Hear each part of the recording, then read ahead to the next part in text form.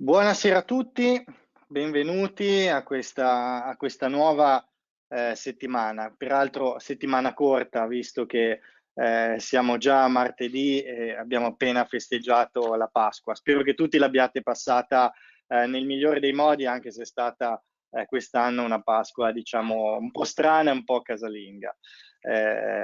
Quindi questo è un po' il mio augurio e la mia speranza. Noi siamo qua come ogni settimana invece per parlare di tecnologie. Il martedì, come sempre, è la giornata dedicata alle tecnologie di riqualificare NZEB. Faccio sempre il solito preambolo perché vedo che di settimana in settimana i nostri contatti stanno aumentando, ci sono sempre più progettisti, siete sempre più numerosi le persone che ci stanno seguendo e dedicando fiducia nella nostra formazione.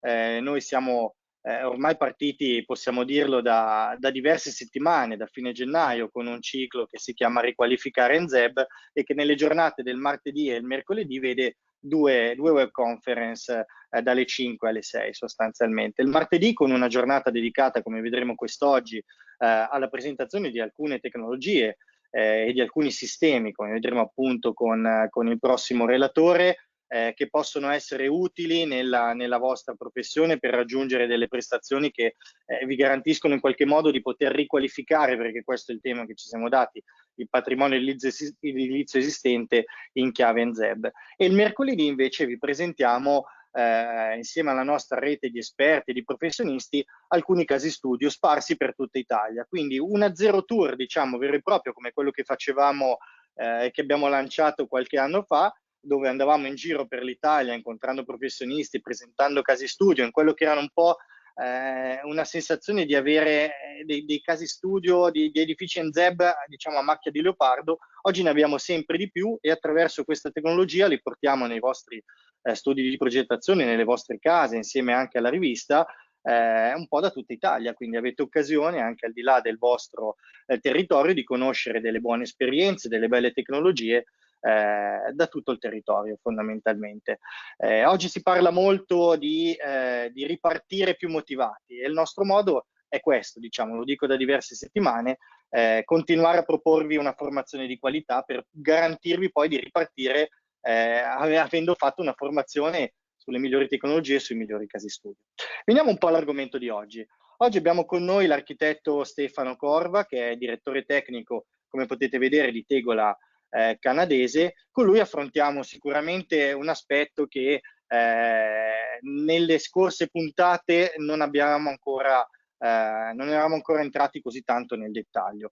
Con lui non ci limitiamo a parlare fondamentalmente di materiali per il tetto, come ci si potrebbe aspettare, di materiali performanti per il tetto, visto che questo è l'argomento, ma parliamo di un sistema, quindi una relazione tra materiali fondamentalmente. E la domanda con cui vorrei appunto presentare e introdurre il relatore è proprio questa: qual è il vantaggio di parlare di un sistema integrato e certificato, come vediamo in questo caso per il tetto, e come in qualche modo questo può venirci incontro nel nostro obiettivo di riprogettare il patrimonio edilizio in chiave NZEB. Prima di lasciare a lui però la parola, ricordo a tutti il campo chat domande con cui potete interagire con noi, nella fattispecie con me, facendo per iscritto tutte le domande che vorrete porre al relatore. Io le raccolgo, mi occupo di interrompere o di farle alla fine, ma garantiamo che in qualche modo a tutti venga data una risposta. Detto questo, lascio la parola al nostro architetto Stefano Corva. Prego. Buongiorno a tutti, grazie alla presentazione a Marco Pagani. Sono qui ho il piacere di essere qui per parlare appunto di sistemi integrati per la copertura. Rappresento Tegola Canadese che dal 1971 propone materiali per la copertura, per realizzare le coperture, e nell'arco di questi ultimi anni ha cominciato a comprendere, e il suo fuoco si è spostato non più sui materiali stessi, come accennava prima appunto Marco, ma su un sistema, cioè una relazione tra i vari materiali che migliorano l'efficacia e danno quindi un effetto migliore sulla situazione complessiva. In particolar modo parleremo di sistema tetto ventilato, parleremo di un'integrazione con le fonti rinnovabili e la delle certificazioni legate a questo appunto detto. In particolar modo per quanto riguarda l'uso di copertura in pendenza, Tegola Canadese ritiene il tetto ventilato come la soluzione migliore sia nei casi di nuovi edifici che di ristrutturazioni. Questo viene avanti anche tramite uno studio che abbiamo condotto nel 2011 con l'ITC CNR di Milano, creando una comparazione tra tetti solo ventilati, tetti ventilati e tetti solo coibentati.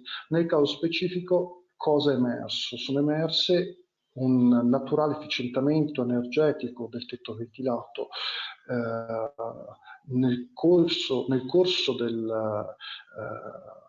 del periodo estivo, un efficientamento notevole dovuto a un risparmio energetico sui costi di affrescamento e per un minor stress che tutti i materiali riescono ad avere all'interno di questa sezione ventilata, quindi una presumibile durata dei materiali stessi, anche per mancanza di condensazione. Nel caso specifico possiamo dire che lo studio che è stato condotto è stato quello di mettere in relazione appunto queste due celle identiche in ogni sua parte, identiche nella coibentazione. In una è stata prevista un'ulteriore ventilazione basata su tabelle e normative che poi vedremo, e questa ha prodotto appunto dei risultati positivi sia per quanto riguarda il periodo estivo, dove a differenza del tetto caldo l'onda termica naturale che si presenta sulla pelle, sulla superficie esterna, tenderà comunque a penetrare tutta la sezione fino a raggiungere l'interno dell'edificio. Col tetto ventilato questa onda termica viene naturalmente smorzata dal flusso che viene generato e alimentato proprio dall'aumentare dell'onda termica. Quindi più è forte l'azione del sole che insiste sulla superficie esterna della nostra copertura, più velocemente tenderà a riscaldarsi l'aria contenuta all'interno della camera di ventilazione, e il flusso che naturalmente viene creato o generato da questo cambio di densità dell'aria stessa innesca il deflusso delle calorie che derivano del sole, scusate.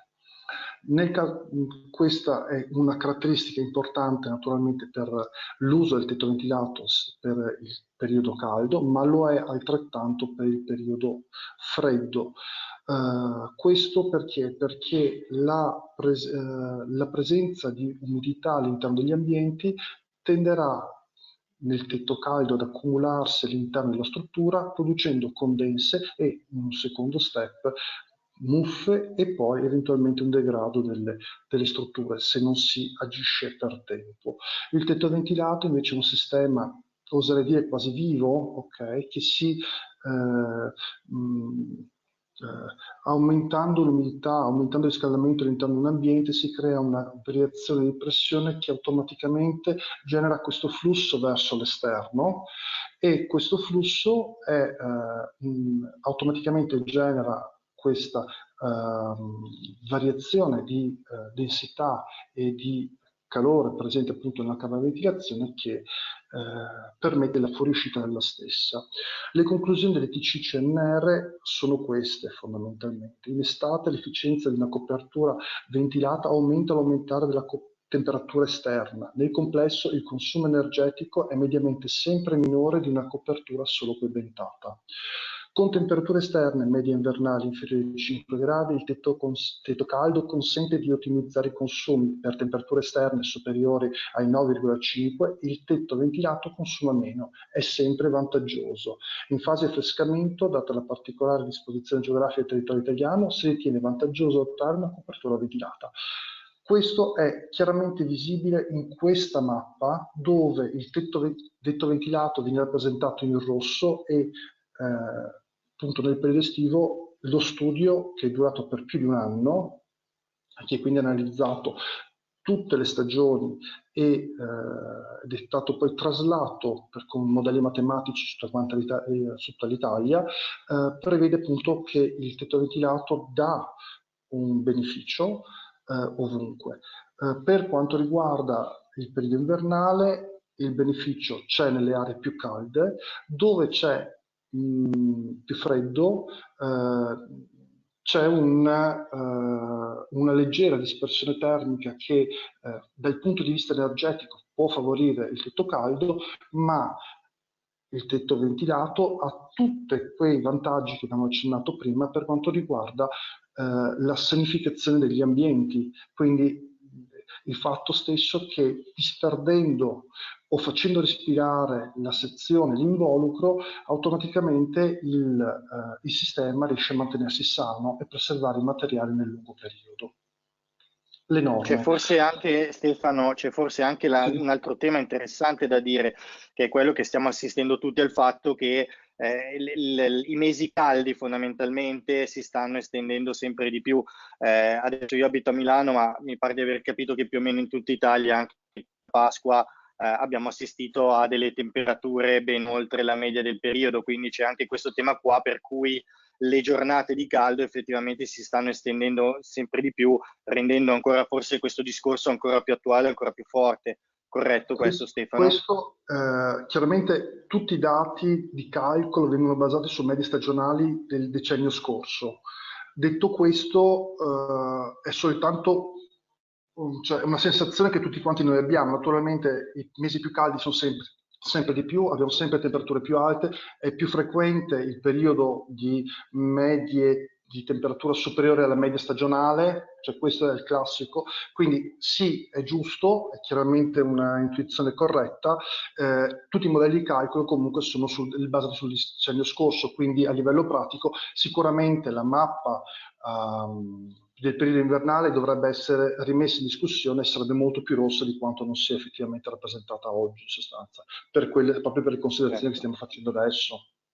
certo, Dal punto di certo, vista del certo. quadro normativo a cui dobbiamo tenerci invece, possiamo dire che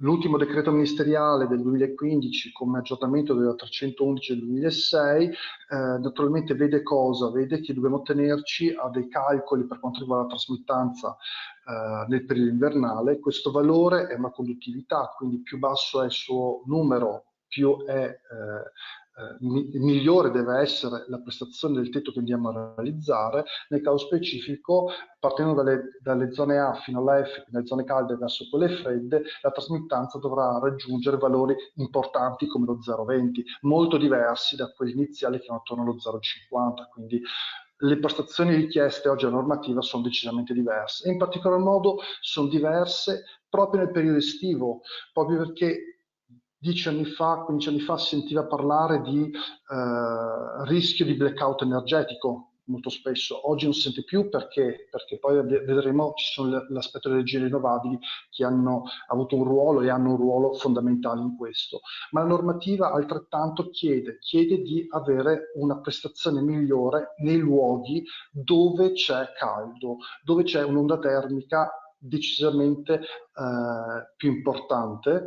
E nel caso particolare dice appunto che dove c'è un'irradiazione media mensile del mese di maggiore insolazione superiore a 290 watt su metro quadro, o il tetto ha una massa superficiale di 230 kg a metro quadro, o deve essere prevista una trasmittanza termica periodica inferiore a 0,18. Trasmittanza termica periodica fondamentalmente è un equivalente di quella precedente, ma in regime dinamico, poiché le escursioni tra giorno e notte sono decisamente superiori. Detto questo, quindi tutti quei tetti che non sono pesanti devono chiedere non tanto sfasamenti o altri parametri di questa tipologia, quanto una trasmittanza termica periodica appunto di 0,18 o inferiore a 0,18. Vediamo poi un'ulteriore specifica che viene data poi al progettista nell'allegato 1 punto C, che è l'utilizzo di tecnologie e materiali anche innovativi che permettono di contenere l'oscillazione delle temperature degli ambienti. Cosa vuol dire questo? Che noi possiamo portare poi il nostro in queste soluzioni, in questa normativa, portando degli studi che ci aiutano come si dice, a rafforzare delle soluzioni innovative. Il tetto ventilato è potenzialmente proprio questo, una soluzione innovativa, e lo studio del CNR è uno studio che fortifica questa posizione di Taylor Candice, che propone il tetto ventilato da più di 30 anni, e quindi lo considera una soluzione che ha una tradizione, ma è anche un'innovazione nella sua esecuzione. Certo, Stefano, quindi tetto ventilato sicuramente per quanto riguarda un discorso di copertura inclinata, quindi con una pendenza riesco a generare una ventilazione e quindi adottare quel tipo di tecnologia. Ma se ho a che fare per esempio con un tetto piano, fondamentalmente, come lo posso risolvere? Le soluzioni per tetti piani non possono naturalmente essere dei tetti ventilati. Ci sono delle soluzioni innovative come appunto i tetti verdi. Okay? Sono delle soluzioni che creano in questo caso massa, ma soprattutto ombra, e quindi favoriscono le scelte, diciamo così, di mitigazione estiva, che sono pari del tetto ventilato nella pendenza. E in questo caso tegolo canadese, ma comunque rimando al sito web, in questo caso questa non è sicuramente la giornata per poterlo fare, ha dei sistemi anche in questo contesto che chiamiamo VivoRoof, e sono disponibili in diverse varianti, okay, implementabili, che vanno appunto a solvere le varie esigenze del progettista. Tornando invece se non c'è altro vado avanti, tornando invece No, per il momento non c'è altro, ecco, magari appunto non è l'argomento di oggi, però visto che hai accennato che c'è anche questa possibilità qua, magari se ci sono dei professionisti interessati, vediamo di organizzare un altro appuntamento dedicato a questo aspetto. Oggi ci concentriamo invece sulle coperture inclinate. Solo un'informazione di servizio, visto che vedo che ci sono persone che stanno utilizzando la funzione per alzare le mani. Se ci sono delle domande, le fate scritte via chat. Molti sanno già questo meccanismo, però magari per i nuovi lo accenno: nel pannello di destra GoToWebinar trovate un campo chat domande dove potete tranquillamente interagire con me. Molti lo stanno già peraltro utilizzando. Prego Stefano, grazie per la risposta. Sì, per quanto riguarda la normativa italiana, poi ci sono dei recepimenti parziali di normative europee che però sono molto importanti e vanno a colmare eventuali limiti delle normative italiane. In questo in particolar modo la UNI 8178 sulle coperture discontinue specifica appunto la funzione del tetto ventilato: ridurre il calore sottostante all'elemento di tenuta attraverso l'attivazione di moti convettivi, rendendo confortevole l'abitabilità del sottotetto.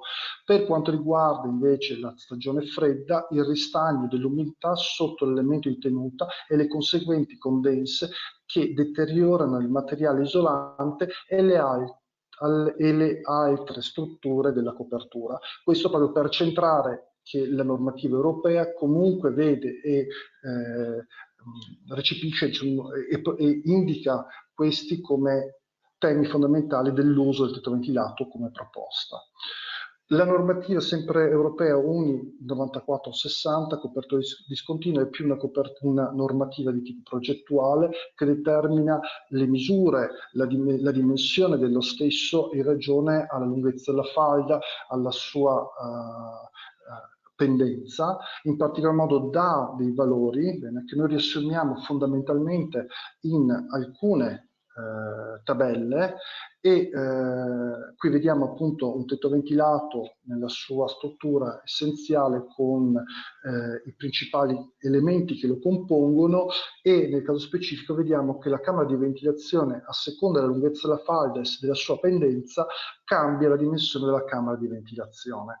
Così come deve essere dimensionato e misurato quello che è l'ingresso e l'uscita dell'aria, poiché la camera di ventilazione non è sufficiente, deve avere un apporto possibile di aria fresca per rinnovarsi e un'uscita dimensionata in modo idoneo per poter, diciamo così, smaltire tutto quello che viene diciamo così, caricato come calorie all'interno dell'aria che gli scorre che scorre dentro la camera di ventilazione. In particolar modo possiamo Ecco, dire Stefano, ti interrompo sì. perché sono arrivate due domande proprio specifiche su questo tema qua. Uno è quello relativo, che hai un pochino appena spiegato, al corretto dimensionamento della camera di ventilazione, perché ci chiedono quale dovrebbe essere lo strato, parlano di strato, ma parliamo di camera di ventilazione, quindi l'altezza più corretta fondamentalmente. Stai facendo benissimo vedere che dipende molto dalle pendenze, quindi ecco, rassicuro anche che le slide vi verranno inviate, quindi tutte queste tabelle che trovate nelle slide, per la persona che ci ha fatto la domanda, ma per tutti gli altri, le potete vedere, trovare ed approfondire anche con calma. L'altra domanda è quella che stai affrontando adesso fondamentalmente, che riguarda un po' un punto debole del sistema, se vogliamo, che è quello delle aperture. Io lo vedo un po', diciamo, potrebbe essere un punto debole per le infiltrazioni di agenti atmosferici, però c'è anche qualcuno che addirittura ci chiede come si può risolvere il problema degli insetti, formiche in particolare, di piccolissimi roditori, oltre ad altri come scarafaggi, eccetera, che secondo la nostra esperienza, nonostante le barriere di filtro e intrusione, non riusciamo, particolarmente in zone non particolarmente edificate, in zone di campagna, ad eliminare, che si presenta spesso dopo pochi anni. Quindi rappresenta un punto debole. Come è risolvibile questo aspetto, insomma, anche alla luce di quell'esperienza che stanno portando, che ha portato un progettista, ecco. Allora, un dimensionamento, per quanto le domande sono fondamentalmente tre. Allora, per quanto riguarda il dimensionamento, direi che una dimensione di riferimento generica è sui 6 cm. Okay? Tra i 5 e i 6 cm si coprono la maggior parte delle coperture. Detto ciò, per quanto riguarda la protezione allora, il rischio di infiltrazione sulle varie aperture c'è. Naturalmente bisogna tutelarsi in questo senso e la ragione per cui si ragiona con queste tabelle è quella di ridurle il più possibile mantenendo efficiente il tetto, quindi più piccole sono le aperture più riusciamo a proteggere e a evitare infiltrazioni, okay? Però dobbiamo mantenere un sistema efficiente. Questo per una questione di efficienza appunto del tetto ventilato. Di contro possiamo dire che cosa? Che l'aria che c'è dentro la camera di ventilazione non è messa in moto dal vento, ma dalla differenza termica che viene generata dall'onda termica del sole, per cui in genere, come vediamo in questo disegno, si predispone una scossalina o addirittura il canale gronda per natura che fa da tappo e limita in uno spessore di circa un paio di centimetri massimo, 1-2 centimetri massimo in genere, l'ingresso dell'aria.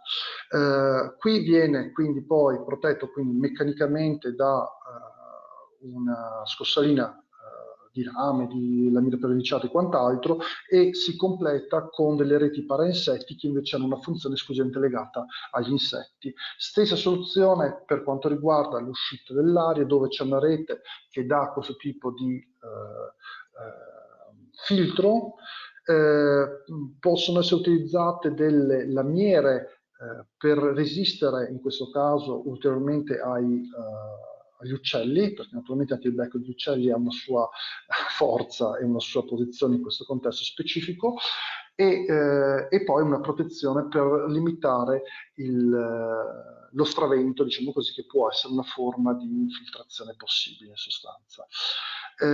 Con la rete per insetti e la rete perforata andiamo a limitare l'accesso, e qui poi interviene la corretta esecuzione di queste, quindi il dettaglio di come si terminano e di non creare quindi delle aperture non idonee per quanto riguarda appunto gli insetti, che era una delle domande che mi facevi, la terza domanda che mi facevi.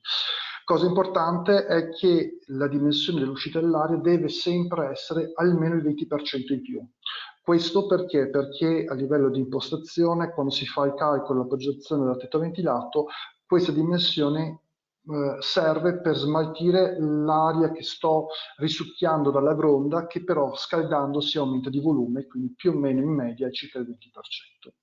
Le soluzioni per noi per quanto riguarda il tetto ventilato sono sicuramente quello che chiamiamo a livello commerciale il tetto ventilato di nuova generazione, che è un sistema studiato in tutte le sue parti e fondamentalmente per quanto riguarda la gestione del vapore, che è un elemento importante sia per l'estate che per l'inverno, dobbiamo creare una sequenza di materiali, in particolar modo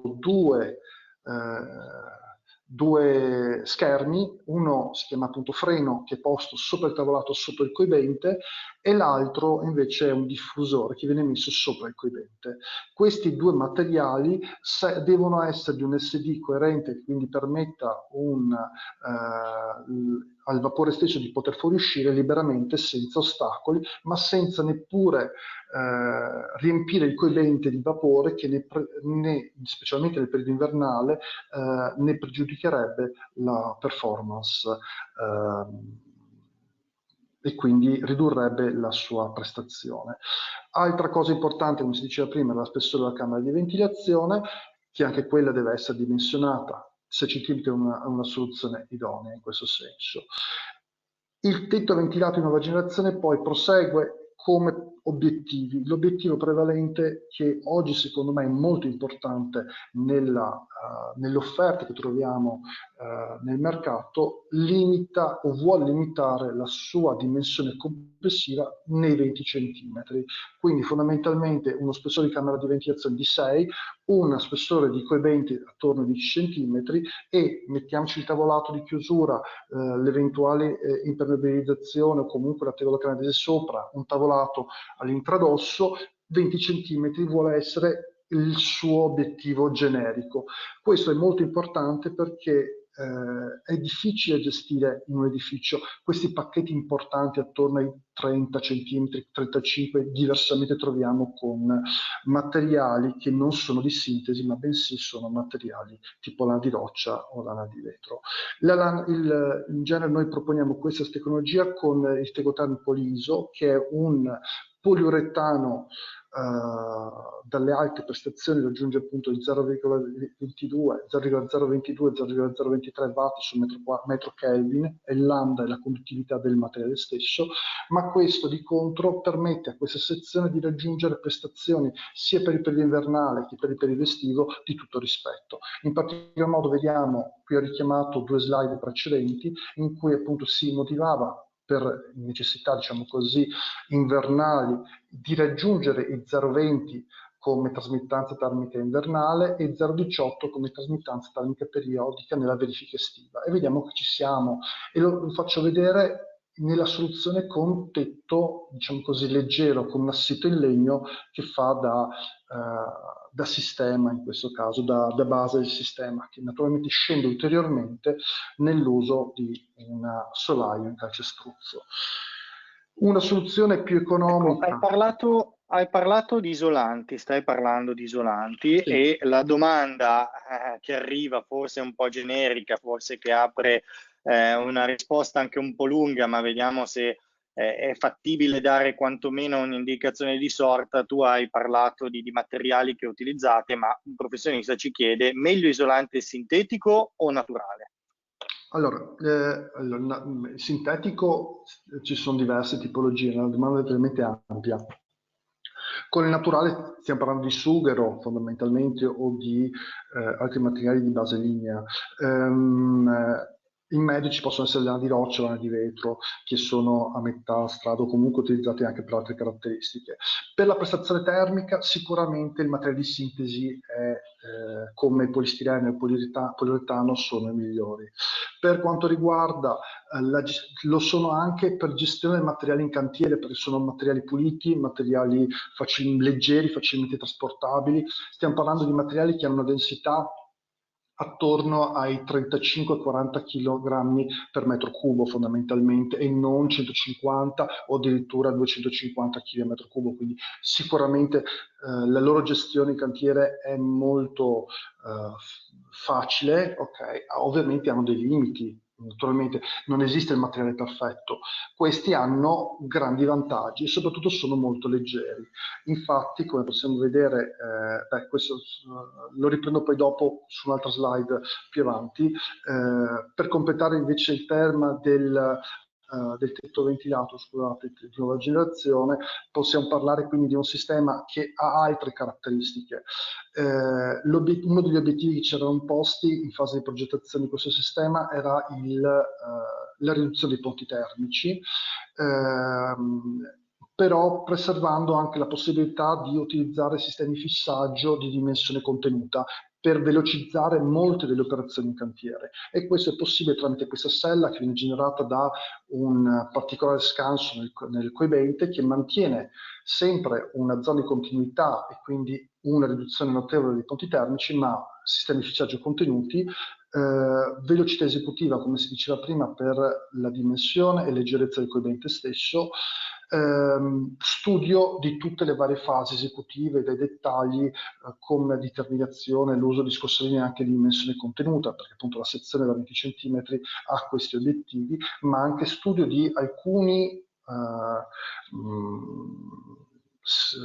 alcune aree particolari come possono essere compluvi e displuvi che devono essere anche analizzati per quanto riguarda la ventilazione, poiché in queste aree la circolazione dell'aria deve essere preservata, magari con un'efficienza minore, però dobbiamo ricordarci che dobbiamo comunque permettere all'aria di circolare, se no non abbiamo un tetto ventilato, e questo è demandato, ma è importante seguirlo, il posatore, che deve essere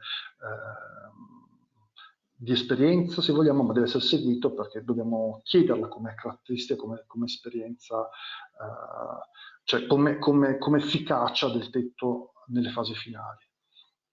A questo punto però mi viene da chiederti se Sì. ho dei limiti, oltre a quello ovviamente di parlare di un tetto inclinato, di una pendenza, ma mi viene da chiederti se ho dei limiti nell'utilizzo di questa tecnologia, soprattutto per pensarlo già in fase di progetto. Assolutamente, i limiti sono dei compromessi, se vogliamo, ok? Nel senso, approfitto di questa immagine, adesso non è esplicativa per qualche verso, però qui praticamente la ventilazione è stata costruita probabilmente, o la soluzione che vedrei più adatta per questo uso, è con i listelli della ventilazione disposti in maniera in diagonale, seguendo il bordo del computer, perché tutta l'aria che io sto recependo e quindi trasmessa verso la verticale deve poi essere anche deviata in quest'area, e si può fare soltanto gestendo o come spezzoni di listello, ma questo indebolerebbe molto l'appoggio del piano di posa delle tegole. Diversamente si può fare appunto inclinando la ventilazione. Queste sono delle soluzioni, quindi stiamo parlando che certo, sarebbe bello avere sempre il classico tetto due falde e abbiamo risolto il tutto, ma abbiamo limitato la nostra creatività, la possibilità di costruire i tetti nella più varia forma. L'obiettivo è quello di riuscire a preservare l'estetica, di dare spazio all'integrazione con fonti rinnovabili, ma a riuscire a creare dei tetti ventilati, in questo caso specifico, anche efficaci. Quindi voi offrite, diciamo, un supporto al professionista, perché tu adesso mi hai parlato, dandomi già ovviamente indicazioni di una persona che queste cose, diciamo, le vede con una certa continuità, le vede per mestiere. Voi date, passami il termine, un supporto alla creatività del professionista, quindi quando il professionista deve contattarvi, qual è la fase migliore con cui poi voi potete offrirgli un valore aggiunto anche in termini di servizio? Chiaramente il progettista, cioè noi cerchiamo un dialogo dalle prime fasi della progettazione, siamo presenti sia con la nostra rete vendita, con i nostri capi area, con noi dell'ufficio tecnico, okay? Cerchiamo di dare delle risposte e dei supporti. Questo è importante per noi, è importante che ci sia. C'è anche a livello diverso, nel senso che il posatore stesso ha questo tipo di opportunità e ci contatta, e abbiamo questa rete capillare su tutto il territorio per assolvere, diciamo così, o venire incontro alla progettazione prima e poi alla realizzazione dopo, in sostanza. quindi siamo presenti. Certo. Naturalmente possiamo rispondere, in genere rispondiamo tramite i nostri agenti che vanno a trovare il professionista e raccolgono le domande, raccolgono le esigenze e poi noi dell'ufficio tecnico diamo un supporto diretto. In alcuni casi riceviamo direttamente le telefonate o le mail a me, al mio collega, ai miei colleghi, alla rete commerciale, quindi diamo comunque una risposta 360 in sostanza, siamo sempre presenti. Andiamo avanti. Il tetto ventilato, ovviamente potremmo parlarne ancora, è un capitolo estremamente ampio.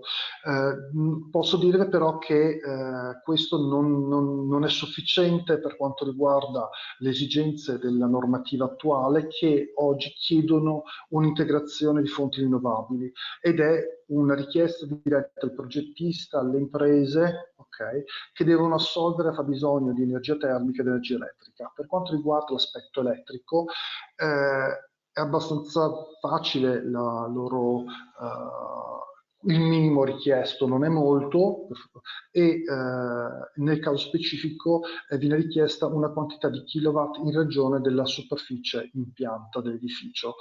In questo caso, per fare una media, tanto per ritornare invece a un parametro più relativo agli appartamenti, possiamo dire che è 1 kilowatt per ogni appartamento tra i 65 e i 100 metri quadri, secondo la tipologia costruttiva. Ci sono poi altre norme sempre recenti che invece incentivano, valorizzano, meglio dire, con iter semplificati, sistemi fotovoltaici di piccola dimensione, aderenti e integrati. In particolar modo aderenti è un termine che poi riaffronteremo, vorrei poi richiamare. Dagli ultimi studi o comunque le tendenze sono quelle di evidenziare comunque dimensioni di impianto di piccole dimensioni. Vediamo che nel 2015 sono stati attivati 41.000 impianti di 3 kW fondamentalmente.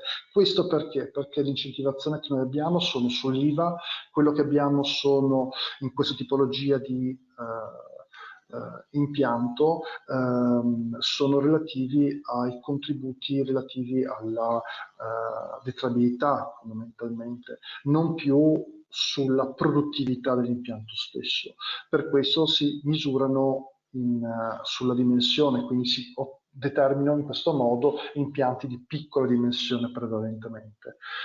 Le soluzioni per noi sono TegoSolar, una tegola fotovoltaica che abbiamo studiato, perfettamente aderente, non soltanto allineata, non in sovracopertura, in aderenza al piano di posa, in sostituzione delle tegole o di altro materiale impermeabile, quindi funge da elemento impermeabile, dà impermeabilità alla copertura. È una tegola che, come possiamo vedere, si adatta alle pendenze, grande variazione di pendenza, è una tegola pedonabile, quindi cosa fondamentale non data da altri sistemi per generare fonte energia elettrica. È una tegola che non ha o che ha in misura molto contenuta riflettività. Cosa vuol dire? Che la sua superficie esterna è fondamentalmente una superficie plastica altamente antiaderente, e adatta, idonea alla resistenza, diciamo così, a raggio V, quindi al sole per uso esterno. Infatti è un particolare, si chiama ETFE, è un particolare tetafluoroetilene adatto appunto a resistere agli agenti atmosferici, però appunto presenta molte altre caratteristiche come appunto la non riflettibilità. Insomma, okay. Quindi diciamo così non siamo soggetti a fenomeni di abbagliamento particolari quando nei tetti, diciamo così, che la caratterizzano. È una particolare tegola con una tripla giunzione, quindi con una particolare modifica del siliciomorfo che la costituisce, quindi stiamo parlando comunque di siliciomorfo. Questo triplo strato diversamente drogato, inizialmente modificato, permette di recepire in modo diverso quella che vediamo essere la lo spettro solare, qui rappresentato per comunità in tre colori, blu, verde e rosso, e quindi riesce a assorbire tutto lo spettro e a convertirlo. Questo porta che cosa? A una maggior capacità di convertire l'energia solare rispetto a un sistema cristallino classico, e quindi riesce a attivare prima il sistema di inverter al mattino e riesce a offrire una resa maggiore a parità di potenza installata nell'arco di tutta la giornata. Questi sono i vantaggi che abbiamo più o meno discusso guardando le foto, quindi la pendenza, l'applicabilità di applicazione, la pedalabilità, è un manto impermeabile. Qui vedete chiaramente il rapporto tra Tego Solar e una copertura in vetro fondamentalmente, la differenza di riflesso che si percepisce. Un'altra caratteristica importante, ma poi non mi dilungo oltre, è il fatto che qui ogni cella che compone il pannello, che è costituito da 11 celle, nel caso, scusi, 22 celle, e ogni cella è capace di produrre 6 watt, quindi una quantità contenuta, è dotata di diodo di bypass. Questa è la grande rivoluzione, perché è in grado di isolare eventuali fenomeni di ombreggiamento di questo tipo di copertura, diciamo così, delle coperture con questo tipo di tegola fotovoltaica, e quindi mantiene alta l'efficienza di produzione anche in condizioni di ombreggiamento del sistema.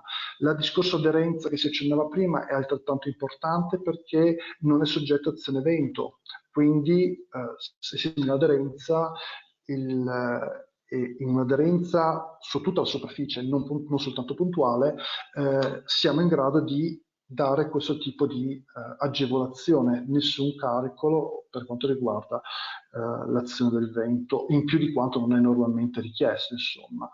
Un'altra caratteristica importante di questo sistema di produzione di energia elettrica è la continuità. Va a sostituire la tegola fotovoltaica va a sostituire la tegola canadese, e quindi c'è continuità di manto, ed è una continuità anche di prestazione, quindi non solo di permeabilizzazione. Bene, nel caso specifico, per quanto riguarda la tegola canadese, avete gamma colori, la possibilità di dare la più variabile estetica possibile, ma in questo caso mi soffermo sull'ultimo punto, gli ultimi due, sistemi di copertura leggero, perché parliamo di tegola fotovoltaica a 12 kg a metro quadro, tegola canadese che varia tra gli 8 e gli 11 kg a metro quadro, quindi assolutamente in continuità come leggerezza e come certificazione a fuoco, quindi entrambi i materiali, sia la tegola canadese che le tegole fotovoltaiche, danno una prestazione di Roof T1. Che cos'è questo tipo di prestazione? È un'analisi eseguita tramite un ente certificatore, in questo caso noi ci siamo rivolti all'ENPA di Stoccarda, in cui viene analizzata e verificata la prestazione sia sulle tegole canadesi che sul tetto fotovoltaico, e nel caso specifico viene aggiunta appunto la certificazione BRUF T1, quindi in tetto in pendenza in presenza di vento.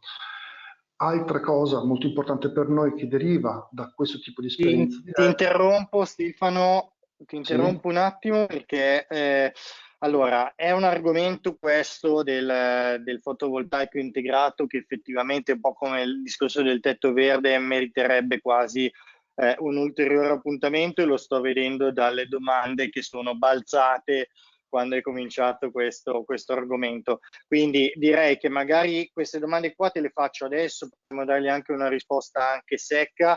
Rimandiamo poi a vedere se c'è qualche altra domanda alla fine, se no lo tratteremo magari anche qua. Cercherò di strappare al nostro Stefano un ulteriore appuntamento visto le richieste. Comunque, allora, ripeto, cose che magari hai già detto, però ne sono arrivate tante di richieste su questo aspetto qua, vediamo anche di risolverle con una risposta secca. Ci chiedono i colori della tegola fotovoltaica, questo perché immagino, avevamo fatto vedere anche qualche settimana fa un caso studio dove soluzioni di questo tipo qua vengono utilizzate anche in riqualificazioni di contesti anche vincolati, perché magari in qualche modo riescono ad integrarsi bene con la superficie del tetto, a costituire uno strumento per ovviamente portare un valore aggiunto all'abitazione che si va a riqualificare, senza però dover andare incontro a problematiche particolari di vincolo. Tu hai accennato a un tema di estrema personalizzazione, è così? In qualche modo ci puoi dare qualche dettaglio in più? Allora, la personalizzazione per quanto riguarda il discorso del fotovoltaico era più credo di non averlo specificato in questo termine, ma quanto il fatto stesso che è un sistema che in aderenza, quindi che riesce ad adattarsi alla forma della copertura, quindi per fare volte a botte o altre soluzioni anche un po' particolari, un po' struse, vedremo un po' degli esempi naturalmente. Quello che è un sistema che può dare continuità con un manto, e la grande variabilità che noi possiamo offrire per quanto riguarda colori è relativa alla tegola canadese. Per quanto riguarda le prestazioni di questo pannello, per essere conservate, devono mantenere questa colorazione bluastra, che in realtà per la maggior parte delle volte sul tetto assume una colorazione quasi nera, quindi di sottotono per intenderci, quindi non desta bisogna cercare proprio il controluce in cui chiaramente emerge il tono del silicio, che è appunto blu. Le altre soluzioni andrebbero a inficiare le prestazioni energetiche, quindi nella nostra disponibilità in questo momento abbiamo soltanto questa colorazione che si può vedere nelle immagini in sostanza o nelle foto delle referenze. Certo, certo.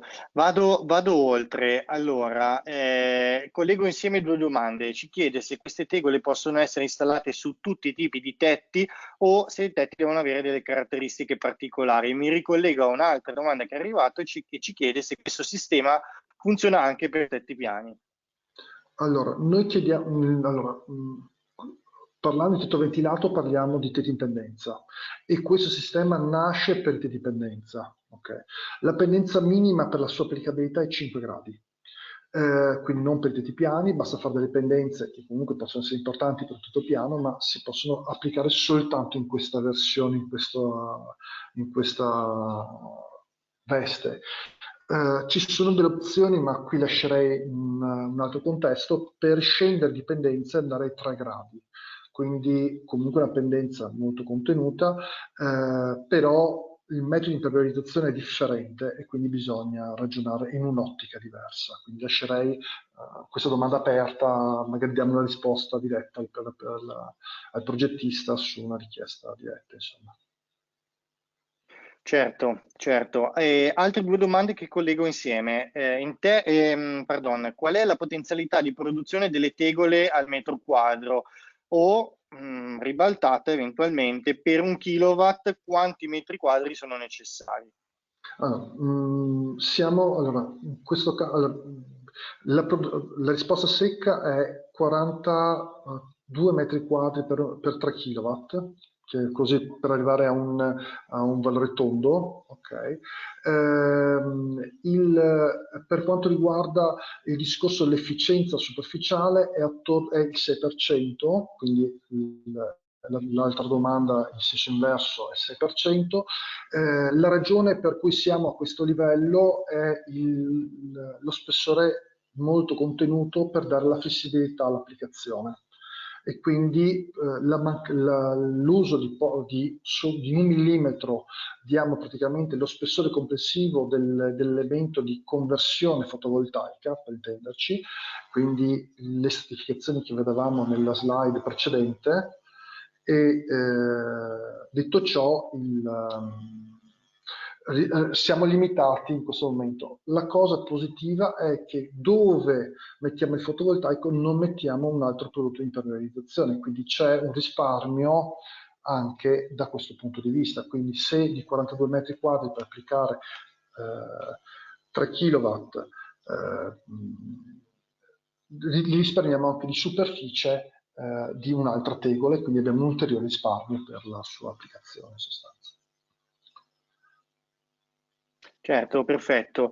In parte risponde anche a una domanda relativa a costi, eccetera, che fa un altro professionista. Ce la teniamo per dopo, magari ti lascio andare oltre con la tua presentazione. Grazie intanto per le risposte. Si parlava di continuità delle certificazioni, scusate, dei materiali quindi relativi alle certificazioni. Questo introduce il prossimo argomento, che è quello per noi un tetto integrato e certificato. In questo senso il nostro prodotto è un sistema che abbiamo CertiRoof, è un sistema analogo a quello del tetto ventilato di nuova generazione con struttura metallica, in cui c'è una repermeabilizzazione tutti giunti per dare impermeabilità al sistema a più livelli.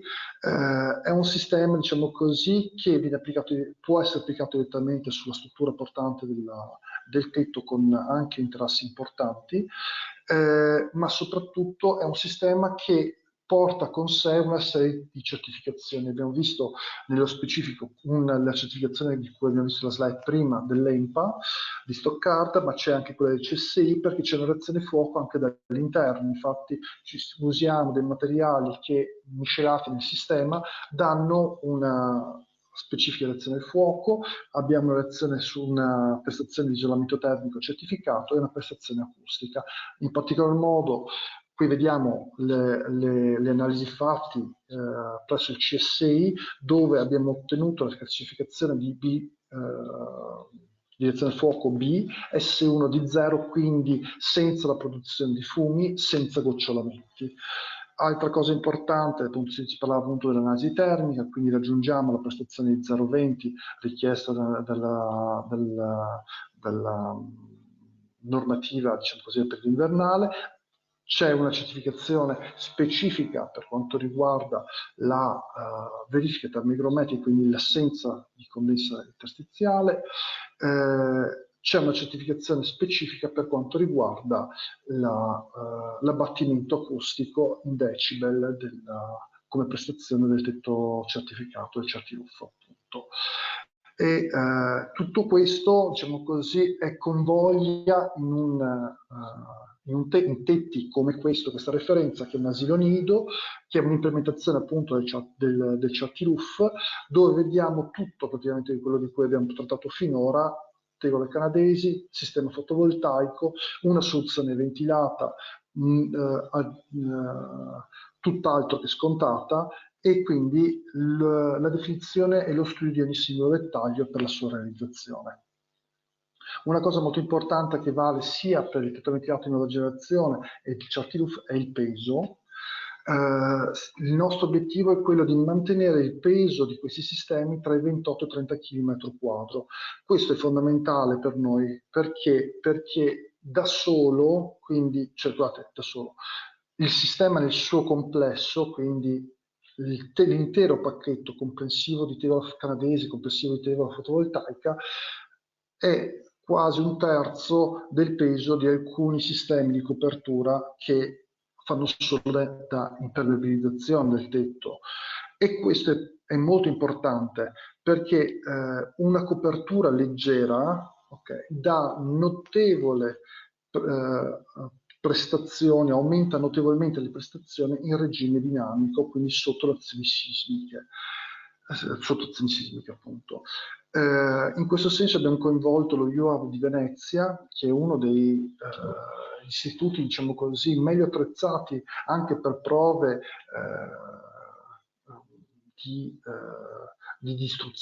distruttive, quindi, diciamo così, altamente strutturati per analizzare le azioni sismiche, per uno studio di tipo teorico, ma basato appunto su tutta la loro esperienza, e abbiamo analizzato due tipologie due modelli. In un caso un modello con un solaio rigido, che è il primo. Il solaio rigido naturalmente deve essere un tetto piano su cui poi viene realizzata la pendenza tramite muricci o altre soluzioni analoghe. Bene. Diversamente un sistema non con il solaio rigido, che quindi con sistemi di conversione verso questo tipo di soluzione, ma con il classico tetto in legno con le due pendenze, con le trave a vista. In entrambi questi casi era l'obiettivo era capire e valutare qual era la prestazione antisismica di questi sistemi, confrontandoli anche con sistemi tradizionali. E il risultato è stato sconcertante, poiché riusciamo a ottenere sistemi che nel confronto, e queste analisi sono state fatte su tutto il territorio italiano, perché in ogni territorio italiano c'è un'onda sismica o una presenza sismica differente, quindi diverse aree, bene, e come possiamo vedere nel confronto della capacità che si chiama appunto PAGC, vediamo una riduzione importante nell'uso della tecnologia del tetto ventilato leggero rispetto a altre soluzioni appunto di tipo pesante. Prestazione che per la maggior parte è circa il 15%, quindi praticamente una classe sismica raggiunta soltanto utilizzando un sistema leggero rispetto a un sistema pesante. Quindi le conclusioni di questo studio sono state queste: semplicemente riducendo il peso del manto di copertura finale otteniamo un miglioramento importante delle prestazioni antisismiche degli edifici, quindi per circa il 15% in entrambi i modelli in tutte le zone sismiche d'Italia. Più o meno ho concluso quello che può essere il nostro excursus sui principali sistemi relativi alla ventilazione e quale, diciamo così, innovazione riesce a portare avanti questo metodo realizzativo. Sono chiaramente disponibile alle vostre domande e le attendo con piacere, insomma. Non ti sento, Marco. Eccoci qua, scusa, riattivo l'audio, no, l'avevo disattivato perché immagino che come tutti sono nella situazione in cui figli fanno lezioni, fanno cose, eccetera, quindi nei momenti in cui non parlo tengo l'audio disattivato. Ecco, in questo periodo di qua diciamo che c'è un po' un'umanizzazione di tutti, non tanto di me, ma si vedono politici, si vedono cose che hanno da casa loro, eccetera, quindi anch'io sono un po' in quelle condizioni. Allora, Stefano, dunque di domande ne sono arrivate, qualcuna te ne ho già fatta, adesso ne ho raccolte delle altre. Peraltro una era quasi una considerazione che è arrivata un po' all'inizio e che forse ha trovato risposta in questa tua ultima presentazione in cui ti sei concentrato molto sull'aspetto di leggerezza del sistema. Era una sorta di considerazione di obiezione in cui il nostro professionista dice per un tetto la copertura non ha bisogno di leggerezza ma di massa termica. Tu qua hai spiegato fondamentalmente come ottenere comunque i benefici di una massa termica, di un risparmio energetico anche abbastanza spinto, però utilizzando un sistema leggero. E quello che mi permetto anche di dire è quasi un complimento a voi e a tante aziende che il martedì ho la fortuna di incontrare, di intervistare, di sentire sostanzialmente, che è quello un pochino di andare oltre quelli che sono gli obblighi normativi, gli obblighi di legge, o magari assolvere semplicemente a una funzione possibile del loro materiale. Quindi qua parliamo di un risparmio energetico, probabilmente ci si poteva fermare anche lì, ma no, si pensa anche alla sicurezza delle persone, perché è un tema molto importante. Quindi questo qua, diciamo, prima di partire con la sessione di domande era quasi un riallacciarsi appunto a quella considerazione per farvi, ecco, un complimento. Allora, io partirei appunto con le domande. Alcune staranno ancora arrivando, ecco, esattamente. Alcune ne abbiamo già risposto, ma probabilmente, visto che sono arrivate domande così puntuali, è bene dare risposta a tutto. Allora, sicuramente l'abbiamo già affrontata, però buonasera. Qual è la pendenza minima che rende funzionale ed applicabile il tetto ventilato? Questa forse è la questione principale da affrontare. Normalmente si parla di un 18-20% come pendenza minima per innescare tutti i benefici tipici di un tetto ventilato. Si può ragionare con pendenze anche più basse. Forse in quel caso lì usiamo dei termini leggermente diversi, come areato, per comunque ottenere molti benefici. Non riusciamo a smaltire tutte le calorie che possiamo fare nel periodo estivo, però per quanto riguarda i benefici invernali, come un corretto scioglimento della neve, per esempio, cosa non trascurabile in una zona di montagna, per esempio. Se io ho un tetto ventilato, l'umidità che disperdo che traspira nel periodo invernale o comunque il calore che disperdo comunque per effetto del tetto caldo tenderà a sciogliere lo strato nevoso dalla parte inferiore dello strato innevato sul tetto, e questo discioglimento nell'alternanza giorno-notte, quindi con i cicli, tenderà a creare uno strato molto scivoloso che a un certo punto collassa e la neve si mette in moto. E quindi porta con sé via camini, lattoneria, può produrre facilmente danni a converse e quant'altro, e anche canali di ronda.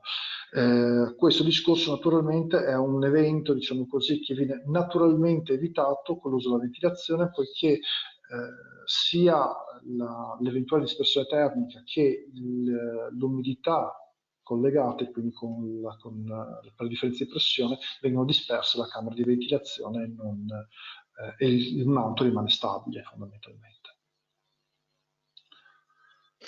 Certo.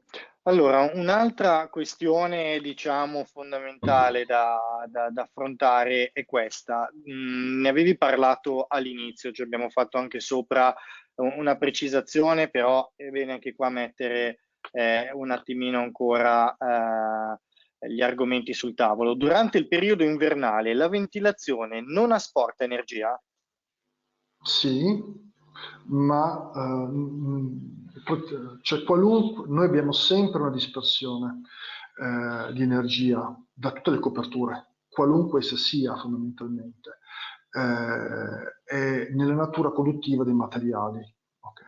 Essendoci la ventilazione come stato ulteriore, diciamo così, io ho una dispersione e l'abbiamo quantificata tramite il CNR, lo studio del CNR, in circa il 4% nelle zone particolarmente fredde. Okay.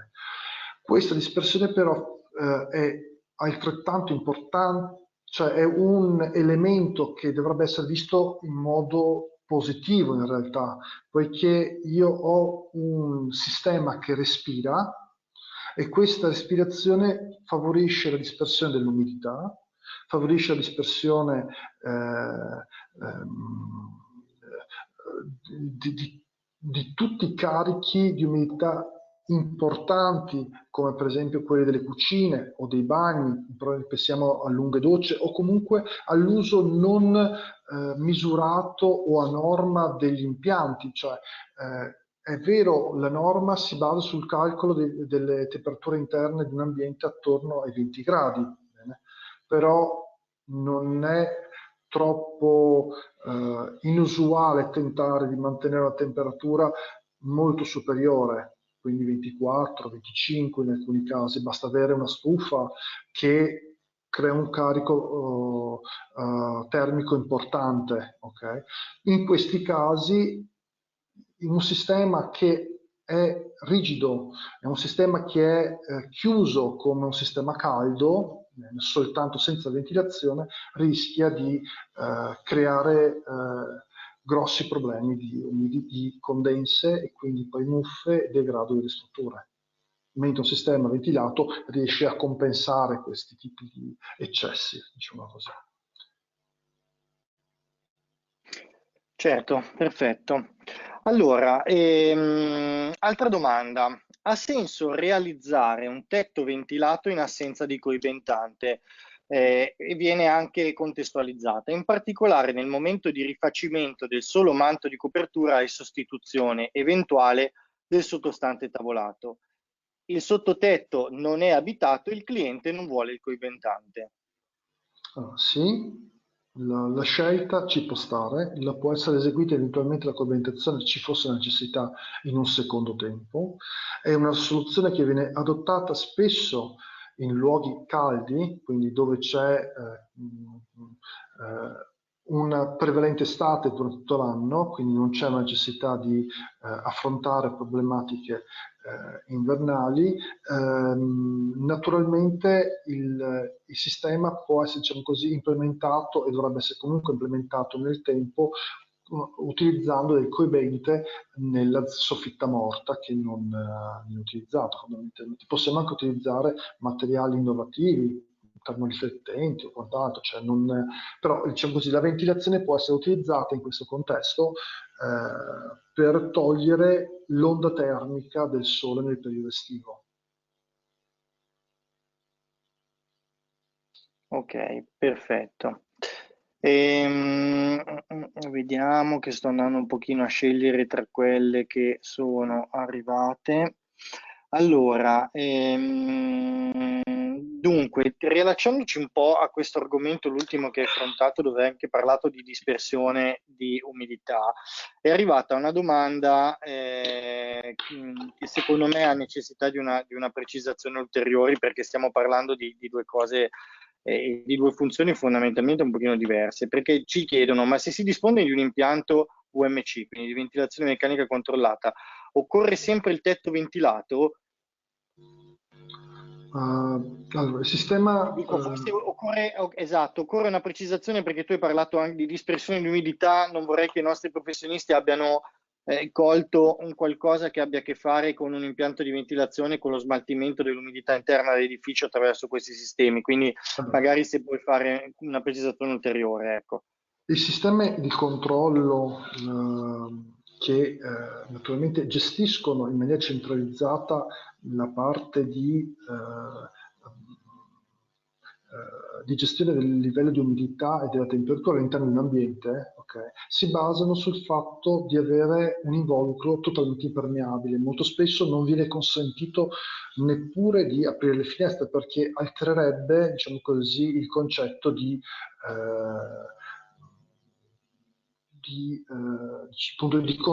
dispersione dell'energia. Quindi stiamo parlando di dispersione dell'energia che deve essere ridotta al minimo, okay? O al limite a zero, anche se non c'è un contributo alternativo da parte di un'energia rinnovabile.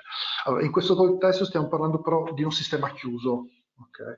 E il tetto ventilato può raggiungere naturalmente o può integrarsi con questi sistemi. Secondo me è soltanto vantaggio della qualità delle strutture nel lungo periodo. Naturalmente io ho io riesco a portare a un livello di dispersione equivalente un tetto caldo da un tetto ventilato, okay? Però non posso andare oltre, nel senso che il sistema per raggiungere, diciamo così, un certo tipo di prestazione di pari a zero, diciamo così, di dispersione, devo utilizzare dei sistemi di ventilazione controllata e dei sistemi di recupero dell'energia dall'umidità stessa, e quindi da quel tipo di processo. La ventilazione potrebbe offrire un sistema più salubre, diciamo così, in maniera naturale nel sistema. Okay. Quindi se io per caso ho un ammanco di energia elettrica, perché non so, c'è una condizione non funzionale, non idonea, okay, naturalmente il mio sistema è comunque un sistema che sta funzionando perché è naturale. Okay. Si basa su una risposta naturale dell'involucro, quindi è un sistema passivo-attivo, permettetemi il termine, non ha una collocazione chiara. La VMC è sicuramente un sistema attivo invece, perché deve essere gestito e controllato e centralizzato in questo senso. Okay. Certo, certo, grazie per la precisazione. Allora, due domande relative a del materiale in più che potete fornire. Ci chiedono, uno, se è possibile avere da voi una distinta con il materiale impiegato e fondamentalmente con i passaggi per la corretta posa in opera. Questa la pongo a livello generale per capire cosa potete mettere a disposizione del professionista, e poi magari vi mettete in contatto diretto con la persona che l'ha chiesta. L'altra domanda, che è sempre relativa a cosa potete fornire di supporto alla progettazione, ci chiedono se avete degli oggetti BIM o se nel caso state ragionando in tal senso, e se questi hanno già impostati i dati relativi alla dispersione termica. Allora, I materiali che possiamo fornire sono limitati al fatto di mantenere noi un know-how che è idoneo all'offrire un servizio, ma comunque limitare, diciamo così, o mantenere diciamo così, il nostro brand. Detto ciò, per quanto riguarda il discorso BIM, lo stiamo facendo, ci stiamo ragionando in questo momento, di la verità, ok? E naturalmente è un discorso possibile per i due sistemi principali, quindi il Certi-Roof e il tetto ventilato di nuova generazione, poiché hanno una base di omogeneità, di continuità. Sono disponibili a eventuali implementazioni, ma non sono, partono da una base, diciamo così, piuttosto standardizzata per ragionare su prestazioni comunque di alto livello, okay, ma che riescono, diciamo così, a partire da un tetto a norma secondo la normativa italiana, fondamentalmente. Detto ciò, si può ragionare anche su implementazioni. Certo, allora, prima di passare ad alcune domande relative alla posa, andiamo ancora su quel discorso di quei punti deboli delle aperture, dove c'era stata quella indicazione del professionista molto attento alle zone, diciamo, rurali e alle problematiche che potevano emergere in quell'ambiente. Due domande che anche qua collego insieme, adesso non ricordo se erano state poste tutte e due da lui, ma ci chiede se le reti anti-insetto in qualche modo non riducono l'area, il passaggio d'aria fondamentalmente, se è conveniente incrementare i valori di spessore. Dall'altro lato ci chiede se per quanto riguarda l'infiltrazione di piccoli insetti, quali formiche e simili nel tetto ventilato, che non è possibile evitare tramite barriera meccanica, se è indicato eseguire delle disinfestazioni programmate e se sì quali. Quindi si concentrano un po' su questo aspetto che per carità può essere molto, molto attuale sia in un contesto rurale ma non solo. Faccio l'esempio di qualche anno fa, io in un quinto piano a Milano mi sono ritrovato una mattina apro la finestra, uno sciame di 80.000 api che sono rimaste un mese sostanzialmente in facciata perché erano state perse da un apicoltore. Quindi questo tema qua immagino che anche con altri tipi di insetti più piccoli in zone rurali possa essere comunque una problematica abbastanza forte e quotidiana, definiamola così. Non si può parlare di soluzione base in questo senso, ma deve essere comunque focalizzato, diciamo così, la contestualizzazione. Okay? Poiché certi espedienti devono essere comunque individuati in ragione di un progetto o di un'area di intervento che richiedono un certo tipo di diciamo così, prestazione.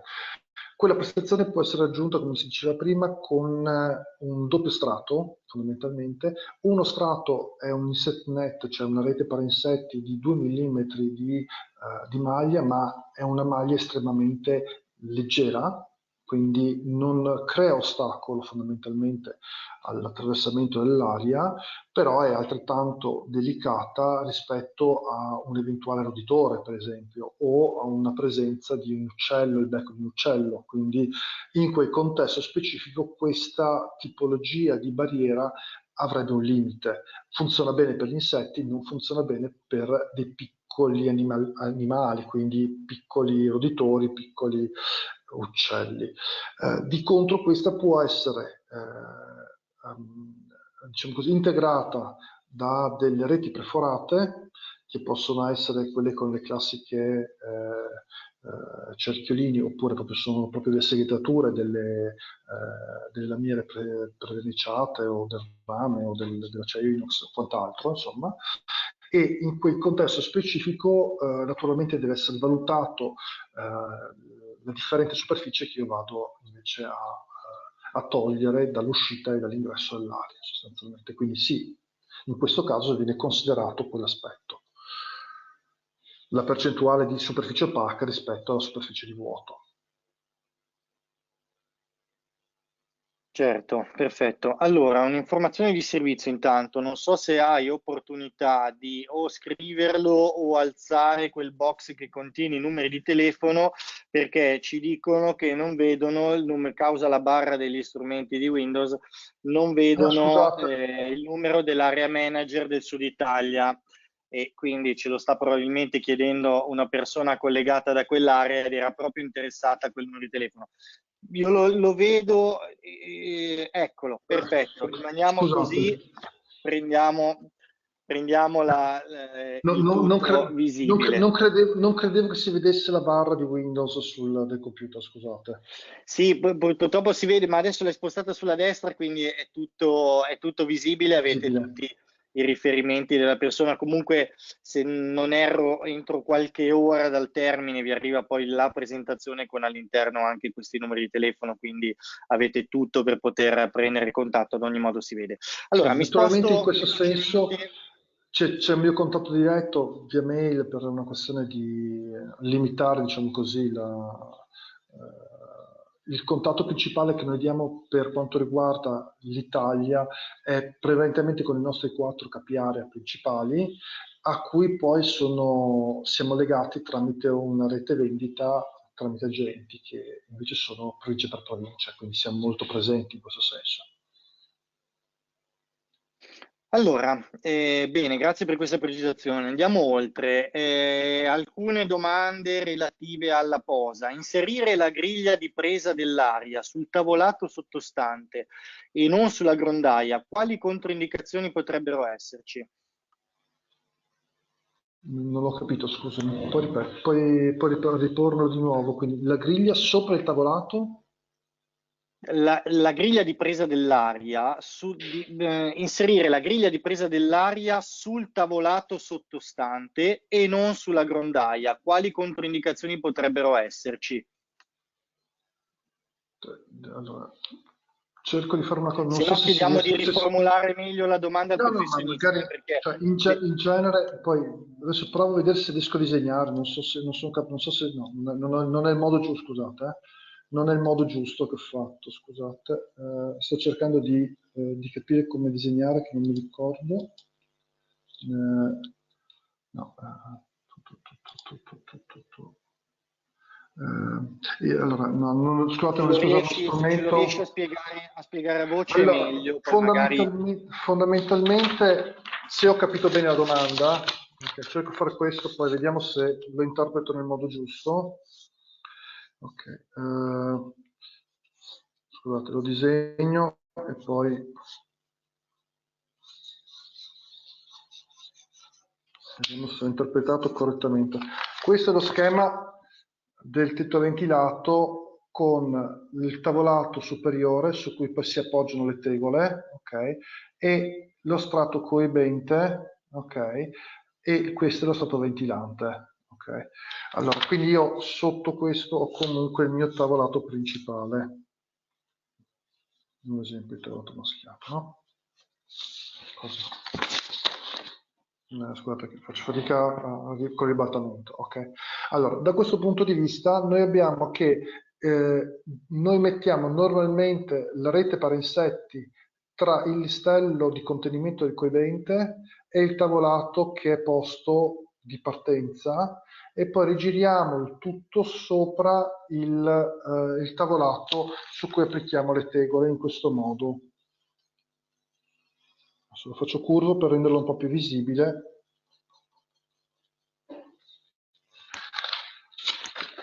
Okay. Non so se sia questa la domanda come discorso. In genere lo facciamo in questo modo, okay? Quindi tra il tavolato di partenza, il listello di contenimento e sopra il tavolato di chiusura sopra la camera di ventilazione. Qui poi verrà applicata o il canale di gronda o una scossalina di protezione. Quindi se c'è un canale, se c'è un canale avrà questo tipo di andamento, ok? Quindi in questo modo io creo la protezione al canale di gronda tramite scossalina, ok? Questo è il canale di gronda, ok? E l'aria passa in questo spazio dentro il canale dentro la camera di ventilazione. Allora, questa è la posizione che normalmente utilizziamo per la rete parainsetti, okay, nel canale, e la lattoneria fa da protezione meccanica all'azione di uccelli o comunque del vento, per impedire al vento di entrare in maniera diretta e avere uno spazio, diciamo così, tra il centimetro e 2 centimetri, come a tabelle che avete visto durante la presentazione. Certo, allora non sono arrivate obiezioni, quindi credo che sia stato risposto correttamente alla questione che poneva il professionista. Allora, magari hanno bisogno ancora di quel disegno, quindi tienilo lì sotto mano. Io direi di fare le ultime 3 domande fondamentalmente. Allora, ci chiedono se è possibile integrare la linea vita. Allora, linea vita, sì, bene. Naturalmente bisogna considerare diverse soluzioni. Noi abbiamo delle opzioni per riuscire a creare un sistema rigido che, diciamo così, bypassi il tetto ventilato e va direttamente a aggredire la struttura principale. Chiaramente è un discorso un po' più ampio quindi sono soluzioni sia puntuali per i dispositivi classe A, sia soluzioni per il colmo. Okay. Altri sono soluzioni che invece lavorano sull'uso degli stelli come elementi rigidi e quindi possono essere utilizzati anche in questo caso in un tetto ventilato, più idoneo nel caso di ristrutturazioni o quindi su interventi, diciamo così, su tetti esistenti, quindi su cui si può far poco se non demolendoli, insomma, cercando di preservare quello che si ha. Ok, allora, In sempre... questo senso, sì, venendo alle prego. domande di collaborazione iniziale in cui si cercava, si accennavi verso metà dell'intervento, è importante il dialogo per capire come possiamo essere di aiuto. Più informazioni riceviamo, più riusciamo a dare un servizio, poiché la nostra azienda o il nostro gruppo, perché per la fine Tegolo Canadese in realtà è parte di un gruppo che spazia dalle fondazioni fino alla copertura, riusciamo a raggiungere un livello di risposta importante, quindi è importante avere informazioni per poterle poi condividere le nostre possibilità, le nostre opzioni. Ok, perfetto.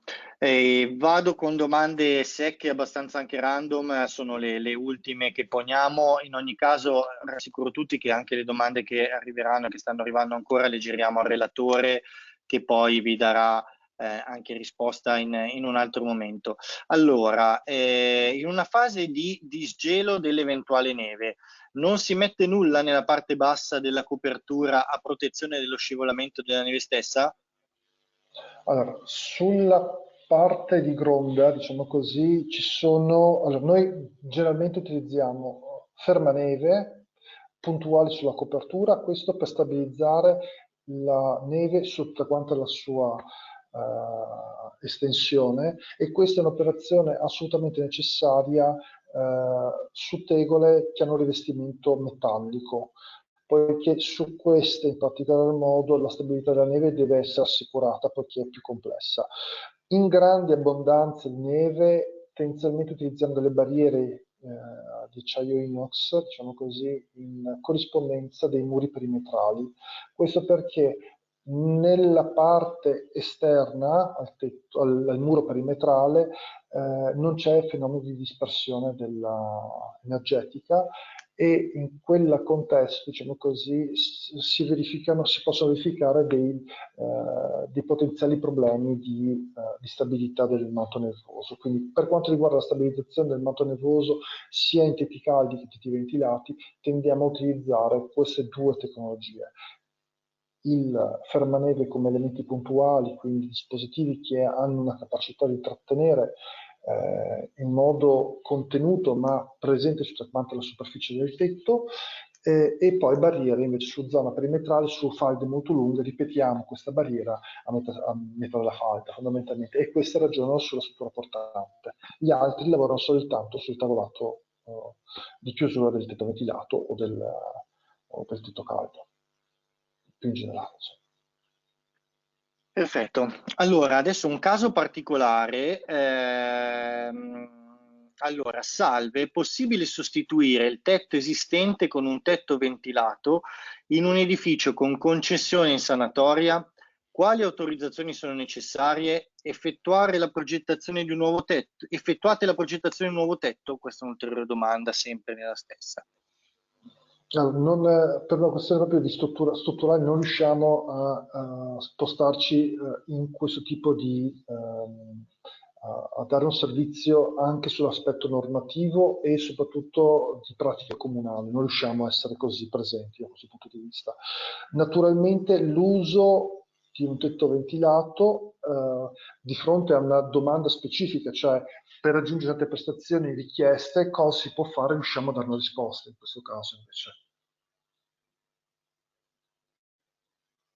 Perfetto. Ultima domanda in cui approfitto per strapparti sicuramente un ulteriore appuntamento dedicato all'integrazione fotovoltaica, ma anche visto che sono arrivate delle considerazioni sul tema delle coperture piane, quindi del tetto verde, tutte soluzioni che diciamo avete nel vostro repertorio. Io chiuderei con questa domanda qua relativa sempre al tema del fotovoltaico. Allora, ci chiedono in termini di costo che differenza c'è rispetto a un fotovoltaico tradizionale. E poi un progettista chiede indicativamente i prezzi al metro quadro delle tegole fotovoltaiche. Io non so se arrivi a dare addirittura queste indicazioni oggi o se sono indicazioni che dai diciamo in separata sede, a seconda ovviamente anche di valutare la casistica del progetto stesso che il progettista ha per le mani. Però tornando alla questione della differenza di costo rispetto al pannello fotovoltaico tradizionale, tu prima hai già fatto qualche considerazione in merito. Io aggiungo un pezzo ulteriore e ti chiedo se il paragone è corretto a questo punto, nel senso se comunque devo paragonare una soluzione come questa a un fotovoltaico tradizionale e a quel punto basarmi fondamentalmente su una convenienza di prezzo, o se ci sono altre variabili, perché qua mi sembra che stiamo quasi parlando di una soluzione completamente differente. Allora, per quanto riguarda i costi, chiedo ai progettisti di contattare direttamente il capo area di zona specifico e lì si creerà quindi un canale per venire anche a risolvere questo aspetto. Dal punto di vista del confronto diretto, dico soltanto questo, che il sistema fotovoltaico tradizionale è un sistema che si sta reiterando da diversi decenni e che sta seguendo la sua logica o sulla qualità o sul prezzo. Quindi anche lì c'è una grande forbice di materiali che hanno costi molto diversi anche nel cristallino tradizionale, diciamolo così, poi perché bisogna valutare la qualità del prodotto, il metodo produttivo e dove viene prodotto. Detto ciò, il sistema in questione è un sistema diverso, è un sistema che lavora in aderenza, è un sistema pedonabile diversamente dagli altri, è un sistema che ha una sua resistenza meccanica agli urti, l'efficienza non si nota direttamente da una simulazione, principalmente si nota sul confronto fatto da enti terzi, università italiane e estere, in cui hanno confrontato le celle fotovoltaiche tipo Tegosolar con sistemi cristallini tradizionali, dove il semplice fenomeno di ombreggiamento, che è una cosa che non è imputabile all'interno di un programma di calcolo, perché dipende da me che sto facendo in quel momento, dico, guarda, nell'arco dell'anno il 10% lo perdo per ombreggiamento prevedibilmente, okay? Tramite questi studi di confronto secondo manutenzione prevista dai singoli produttori e nel caso specifico Tegola Canadese non chiede particolari controlli o particolari manutenzioni, lavaggi o quant'altro del sistema, quindi lo definisce, diciamo così, per mettere il termine, autopulente. Il Tetzel è uno strato estremamente scivoloso e decisamente più antiaderente rispetto un vetro, è assimilabile in qualche modo alle padelle in Teflon, okay? Fanno parte della stessa famiglia, solo che uno è per uso esterno. E quindi per l'assenza di manutenzione del materiale stesso, del tetto con tegola canadese, con tegosola, e per la sua pedonabilità, per la sua gestione in cantiere, okay, per la sua leggerezza, stiamo parlando di un altro prodotto, non certamente di un fotovoltaico cristallino che per sua necessità deve operare magari sì parallelo alla connessione di rete lenta. Ho qualche problema sulla rete? No, no, no, no, potrebbe essere semplicemente un tema di gestione del software, ma ti vediamo e ti sentiamo Ah, ok. benissimo. Ok, quindi sì, diciamo così, quando parliamo di Tegosolo stiamo parlando di un altro prodotto, ok, che ha un valore estetico. Adesso non so, magari trovo una slide che faccia presentare la qualità che questo prodotto riesce a offrire nella sua complessità, nella sua impronta, insomma, quindi ha una comunicazione diversa rispetto a un cristallino classico, insomma, quindi cercavo adesso di vedere mi ero lasciato delle slide con delle referenze, tanto per farvi comprendere, diciamo così, quale potrebbe essere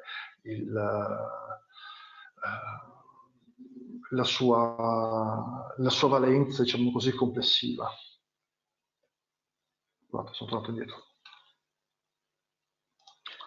Allora, Quindi rimanderei un direi contatto diretto con i nostri capiare, fondamentalmente.